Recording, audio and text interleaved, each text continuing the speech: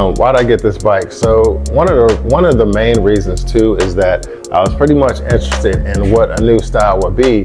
And the other thing was I like the fact that Harley-Davidson took two major social media content creators and they incorporated them into the end part of the video for these bikes. And I was blown away because I watched both of their channels, and Cycle Fanatics and Robert Simmons. So when those two guys were at the end of that Harley-Davidson video, I was like, man, you know, that was my purchasing point right there, is because they did something that small.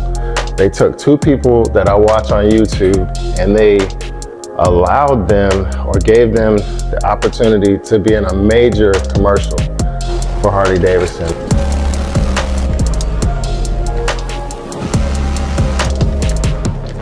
So, what do you think? Damn. Holy shit.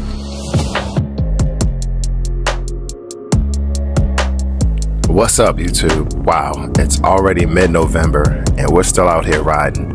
But yeah, the social media influence and the content creators that went to the Harley-Davidson homecoming that I saw out there, the guys reviewing these bikes, the small token of appreciation that Harley did for those two content creators alone just sealed the deal for me. I mean, I had a deposit already, but I could have easily just canceled that and went with another type of bike.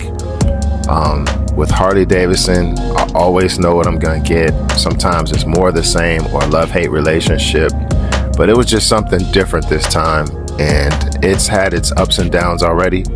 But I think in these love-hate type of relationships, that's what brings you even closer to the bike that you ride. It's everything that you want to put it together to make it perfectly yours, to make it go through the ups and downs, is what makes this type of bike so addictive.